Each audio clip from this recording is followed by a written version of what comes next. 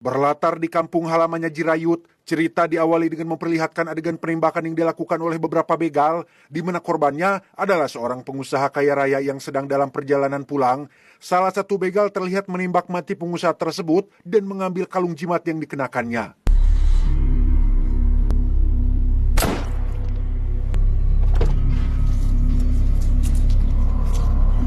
30 tahun kemudian, kisah akan berfokus pada seorang pemuda bernama Ake yang sedang ditimpa musibah ketika ayahnya yang sedang sakit harus segera dioperasi, sedangkan biayanya tidak ada.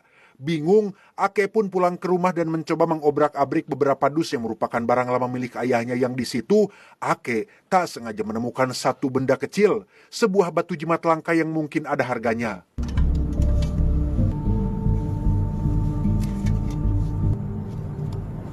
Penasaran, Ake pun langsung berselancar di internet mencari nama dari jenis jimat seperti itu yang ternyata jimat tersebut bernama Somdej, sebuah jimat batu langka dan dianggap legendaris. Nilainya sangat tinggi dan harganya terus meningkat seiring waktu. Saking langkanya, banyak batu jimat palsu yang saat ini tersebar di berbagai pasaran dan dunia.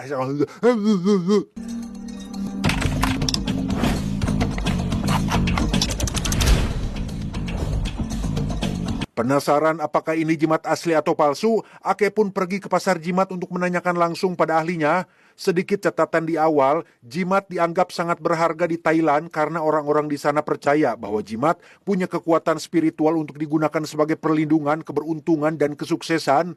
Ini berkaitan dengan budaya dan sejarah. Kalau di kita mungkin seperti batu akik, punya nilai yang berharga untuk setiap jenis yang berbeda. Sama seperti batu jimat di Thailand, setiap jenis batu jimat punya nilai dan harga yang berbeda tergantung usia dan sejarahnya. Nah, jimat yang sedang dibawa oleh Ake saat ini masuk dalam kategori jimat langka yang punya harga tinggi, sehingga untuk memastikan keasliannya, Ake harus menemukan seorang ahli jimat yang tepat untuk itu.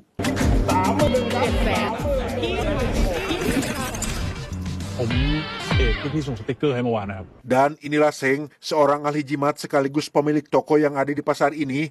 Persis seperti yang Ake temukan di internet, jimat tersebut dinamai dengan Somdej, batu jimat langka yang dianggap legendaris. Tapi setelah Seng amati dengan seksama, ia mengklaim bahwa jimat tersebut adalah jimat palsu berusia tua dan memang punya harga tapi tidak terlalu mahal.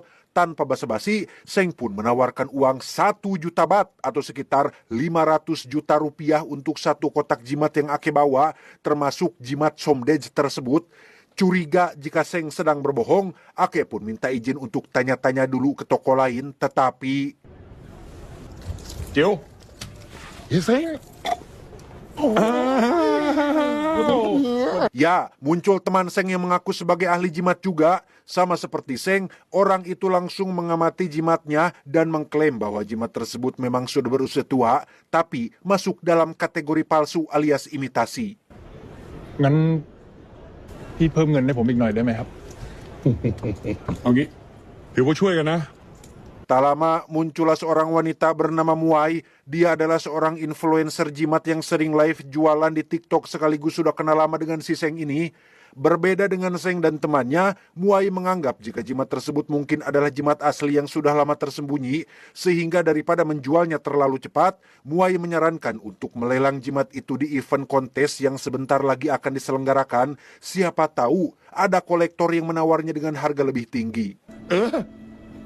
ถ้าน้องเชื่ออีนี่นะพี่ไม่เอาละ โอ้ยพี่แซงใจเย็น Tak ingin kehilangan jimat tersebut, Seng pun buru-buru menambah 1 juta baht lagi untuk menawar jimat tersebut sehingga totalnya sekarang ada sekitar 1 miliar rupiah yang pastinya untuk cukup biaya operasi ayah Ake. Dan tebak apa keputusannya?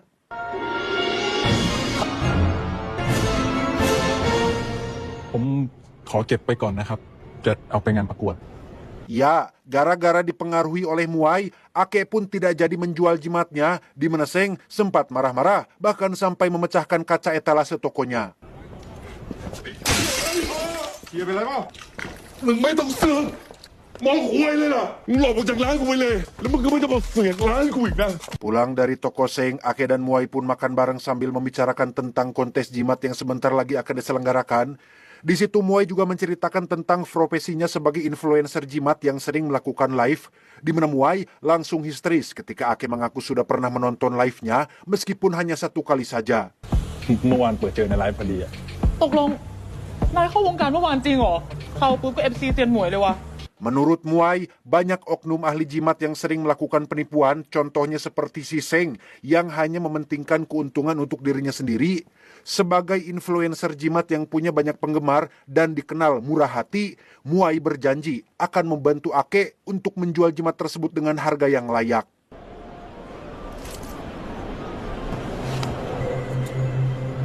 Pulang ke rumah, Ake langsung mengecek berita lama tentang sejarah jimat tersebut. Video itu berisi tentang kematian seorang pengusaha kaya raya yang dibegal sekitar 30 tahun lalu. Polisi menemukan ratusan selongsong peluru di tempat kejadian perkara, namun hanya 1 peluru yang berhasil menewaskan si pengusaha, sehingga orang-orang percaya bahwa semua itu berkat jimat legendaris yang dikenakannya, dan jimat itu ada di tangan Ake sekarang. ขอให้แท้ด้วยครับท่าน Tibalah hari kontes jimat, banyak para kolektor dan ahli jimat hadir di sana. Bisnis jimat adalah bisnis yang sangat menguntungkan dan Ake akan mencoba peruntungannya dengan akan memamerkan jimat tersebut di hadapan semua orang yang ada di sana. ก็ต้องบอกว่าพ่อสุนทรนะครับ สมาคมพระเครื่องโดยการนำของพ่อ Perkenalkan, dia bernama Bante Suton atau lebih dikenal dengan sebutan Sang Juragan. Beliau merupakan ketua asosiasi tukang jimat di Thailand, punya toko jimat paling lengkap dan mewah di dunia. Juragan sangat disegani oleh semua tukang jimat yang ada di sana dan tidak ada orang yang berani menyentuhnya. ไป Kembali ke Ake dan Muay yang sedang mendaftarkan jimatnya pada juri. Sebelum dipamerkan dan mungkin laku terjual, Muay minta izin ingin berfoto dulu dengan jimat tersebut dan Ake dengan senang hati mau melakukannya.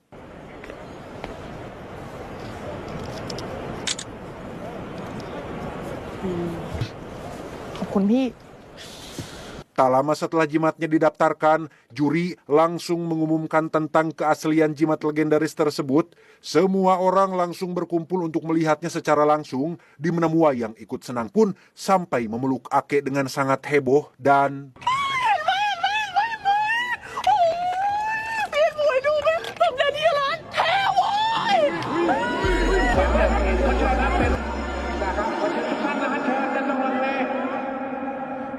Suasana seketika hening saat juragan datang untuk melihat langsung jimat tersebut. Beliau juga menawarkan kartu nama apabila Ake tertarik untuk menjual jimat itu kepadanya, di mana saat Muay memanggil si juragan dengan sebutan ayah, disitulah terungkap bahwa Muay adalah anak kandung si juragan yang diketahui memiliki hubungan yang kurang harmonis.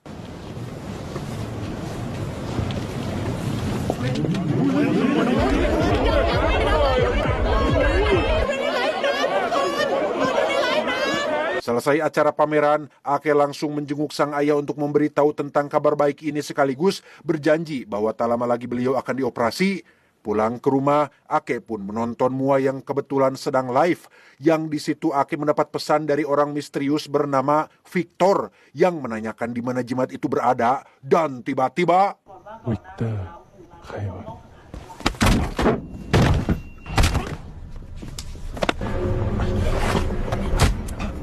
Ya, inilah Victor, sosok misterius yang mengincar jimat legendaris itu. Sempat dihajar sampai babak belur, Ake pun nyaris mati jika saja Seng dan anak buahnya tidak datang tepat waktu.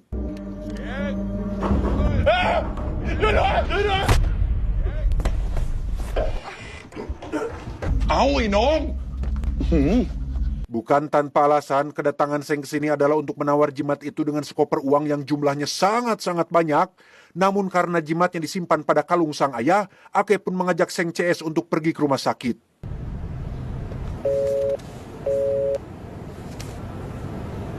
Dengan wajah yang sudah babak belur, Ake pun langsung mengambil jimat itu dari kalung sang ayah dan minta izin untuk menjualnya sekarang.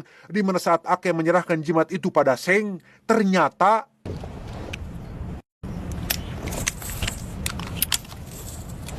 Iniมึงเล่นควยเลยเนี่ย Ya, Seng berkata jimat itu palsu dan menganggap Ake sengaja mempermainkannya sehingga... เชี่ยเอ้ยต้องช่วย ไม่มีอะไรครับ Disitulah Ake teringat dengan momen ketika Muai meminjam jimatnya sebentar untuk berfoto. Mungkin Muai sudah menukarnya dengan yang palsu, tapi karena tak ingin menuduh terlalu cepat, Ake pun akan memastikannya terlebih dahulu.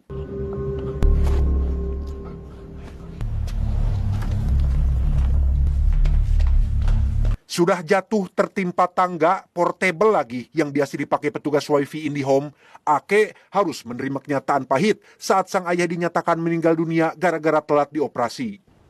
Oh.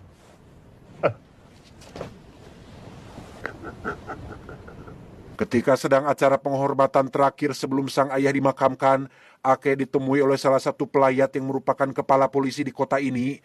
Beliau mengaku sebagai mantan atasan si ayah semasa masih bertugas di kepolisian, sehingga jika Ake butuh bantuan atau sesuatu, beliau katanya siap menerimanya. มีอะไรโทรหาลุงได้เลยนะ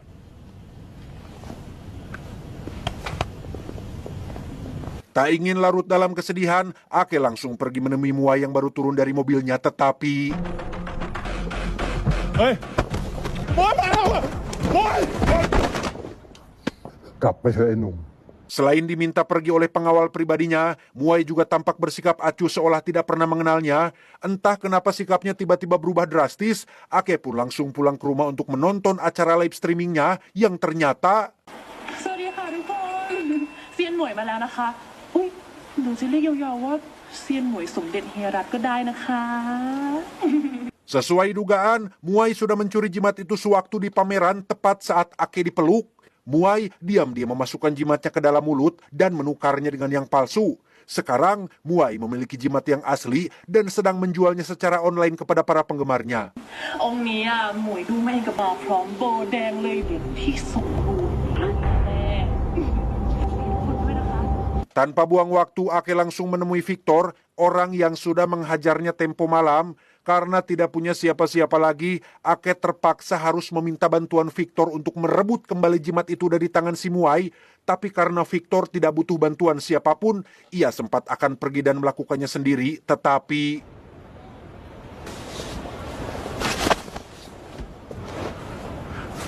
melihat Ake mewek di tempat umum sambil memegang bajunya seperti anak kecil yang dilarang beli Tamiya dan BP-BP-an, Victor pun akhirnya kasihan dan setuju untuk bersama-sama merebut kembali jimat legendaris itu, sehingga ให้ผมไปด้วยนะพี่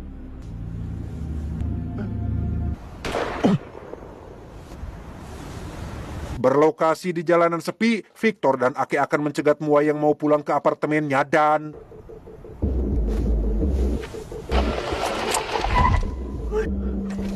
อย่าทำอะไรหนูเลยพี่หนูกลัวแล้ว diancam menggunakan pistol. Muai mengaku bahwa dirinya sudah tidak memiliki jimat itu lagi. Yang karena Muai keras kepala tidak mau jujur, Victor dan Ake pun langsung menculiknya ke gudang kosong. มึงย้ายไปฝั่งนู้น เร็ว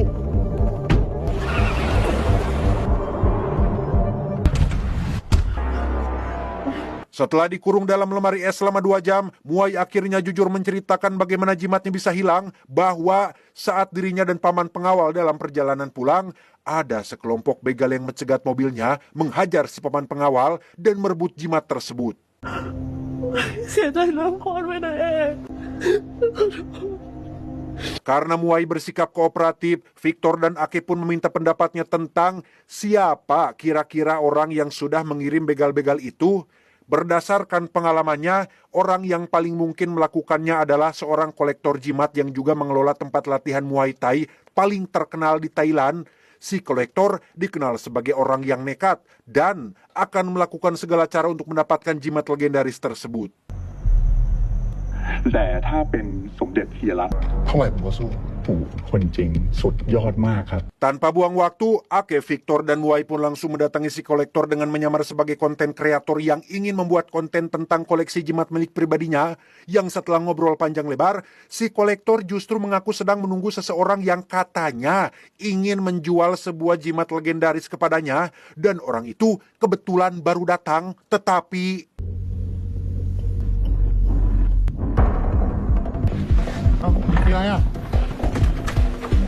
melihat orang itu diculik mobil van putih, Ake CS pun langsung melakukan pengejaran dan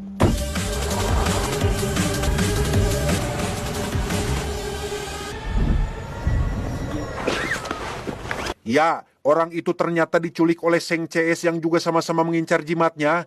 Orang yang mereka kejar ternyata hanyalah pria tua yang sudah abah-abah yang merupakan penjual jimat murahan. Curiga dengan gelagat si abah yang mirip dengan salah satu begal yang mencegatnya, Muai pun langsung memeriksa tangan kanannya dan menemukan bekas gigitan sewaktu ia membela diri.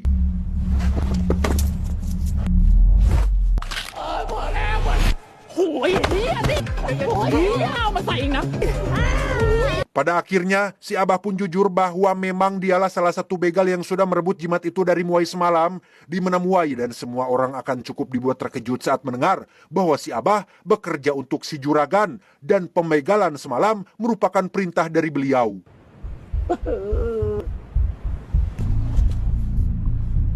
Mendengar nama juragan, semua orang pun langsung terdiam dan lemas. Di kalangan tukang jimat, juragan dikenal sebagai orang paling berkuasa yang punya banyak relasi, punya power yang cukup kuat untuk membuat lawannya tunduk. Sehingga jika urusannya sudah melibatkan si juragan, tidak ada yang bisa mereka lakukan.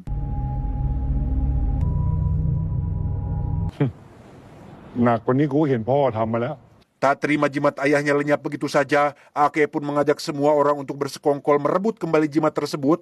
Karena cara keras tidak akan memban terhadapnya, Ake punya cara yang halus yang lebih aman, yaitu pura-pura masih memiliki jimat yang asli agar bisa diizinkan masuk ke sana.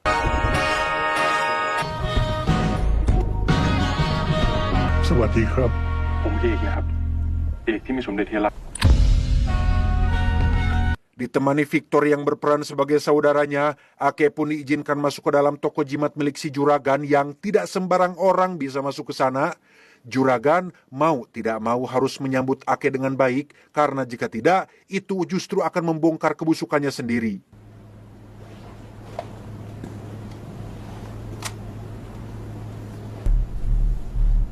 Seperti biasa, jimat yang Ake bawa pun langsung diperiksa dan tak perlu waktu lama, juragan langsung menyatakan bahwa jimat itu palsu. Karena Ake berakting seperti orang yang keras kepala, juragan pun akhirnya menunjukkan satu kotak berisi banyak sekali jimat serupa yang katanya adalah jimat-jimat palsu yang ada di pasaran. อย่างนี้มันมีมาตั้งแต่สมัยโบราณเก่าจนกลายเป็นหินแล้ว แต่ถ้ามันเก่าจนกลายเป็นหินลุงรู้ได้ไงครับมันปลอม Lama-kelamaan, juragan akhirnya sadar jika Ake sudah tahu tentang keterlibatannya dalam pembegalan semalam, di mana juragan akhirnya jujur bahwa ia memang memiliki jimat tersebut dan salah satu di antara kotak ini ada satu jimat yang aslinya. หลานดูออกไหม Karena tidak punya kapasitas untuk memeriksa keasliannya, Ake pun minta izin untuk memanggil orang-orang yang bisa melakukannya, yaitu แต่ผมพาคนที่ดูออกมาด้วยนะ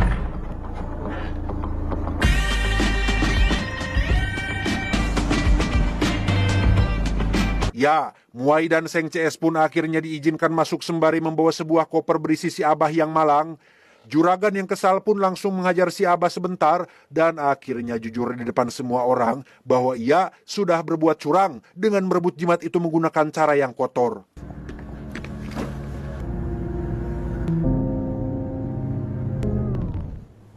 Kecewa dengan si juragan yang suka berbuat sewenang-wenang, Seng pun langsung menodongkan senjata yang membuat situasi menjadi tegang dan tiba-tiba... เฮ้ย อะไรวะเนี่ย Ya, muncullah kepala polisi dan beberapa anak buahnya yang datang tepat waktu. Setelah kedegangan berhasil diredam, si kepala polisi pun menceritakan alasannya datang kemari adalah untuk menyita jimat legendaris sebagai barang bukti atas kasus kematian si pengusaha 30 tahun yang lalu. เราเตรียมไว้ให้ผู้การเรียบร้อยแล้วครับ องค์นี้ครับ Di sini jugalah kepala polisi akhirnya membuka sebuah rahasia penting terkait salah satu pelaku pembegalan si pengusaha. Satu di antaranya adalah mantan anak buahnya sendiri, seorang perwira polisi yang tiada lain adalah ayah kandungnya si Ake. นี่เรื่องจริงเหรอครับ ลุงก็ไม่อยากให้เป็นเรื่องจริงเลยนะบุญหลงได้โดนสอบสวนเรื่องคดีฆ่าเฮียรัตน์ Menurut kepala polisi, ayah Ake adalah oknum petugas yang sudah membunuh si pengusaha dan mengambil jimat tersebut. Hal itu terbukti dari keberadaan jimat yang ada padanya, karena bagaimana mungkin jimat itu ada pada si ayah jika tidak ikut terlibat dalam pembegalan tersebut. แค่นี้มันก็ชัดอยู่แล้วว่าพ่อของหลานฆ่าเฮียรัตน์ แต่พ่อผมไม่เคยทำร้ายใครเลยนะครับ Pernyataannya justru malah memancing kecurigaan Ake terhadap Bapak Kepala Polisi itu sendiri. Ake teringat dengan ucapannya sewaktu di acara duka sang ayah. Beliau sempat berkata bahwa ayah Ake adalah salah satu anak buah paling nurut. Apapun yang atasan perintahkan, pasti ayah Ake lakukan. Itu berarti dalang dibalik pembegalan si pengusaha tiada lain adalah Bapak Kepala Polisi itu sendiri.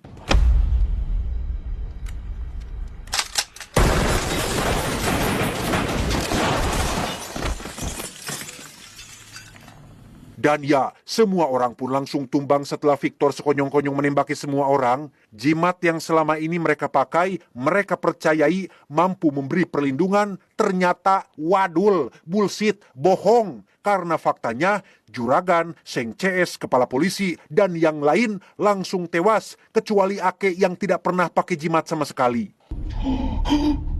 Orang.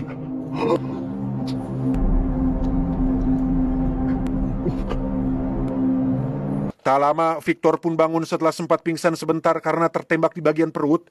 Di sini jugalah rahasia lain terungkap bahwa Victor ternyata adalah anak kandung dari si pengusaha yang berhasil bertahan hidup dari pembegalan tersebut.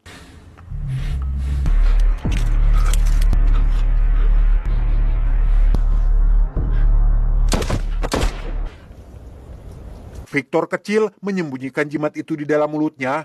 Ayah Ake tak sengaja menemukannya dan menyerahkannya pada panti asuhan. Tapi sebelum itu, ayah Ake keburu menyadari tentang seberapa berharganya jimat legendaris itu, sehingga ia memutuskan untuk mengambilnya dan menyimpannya untuk diri sendiri. ฝากน้องด้วย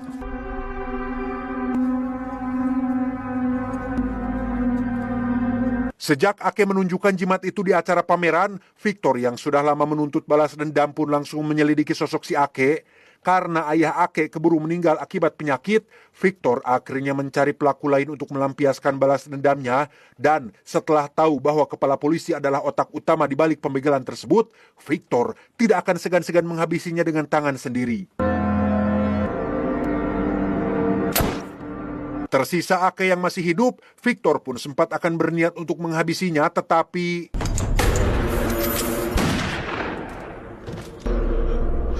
ya, Muai ternyata masih hidup dan berhasil menghabisi Victor, di mana Muai sempat melepaskan beberapa tembakan ke arah Ake sebelum akhirnya tewas karena kehabisan darah.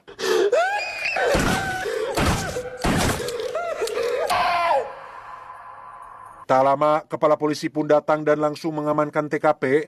Salah satu polisi sempat penasaran, apa sih jimat yang Ake pakai sampai bisa menjadi satu-satunya orang yang berhasil selamat? Ake hanya diam saja, tanpa membuka mulut sedikit pun, karena ternyata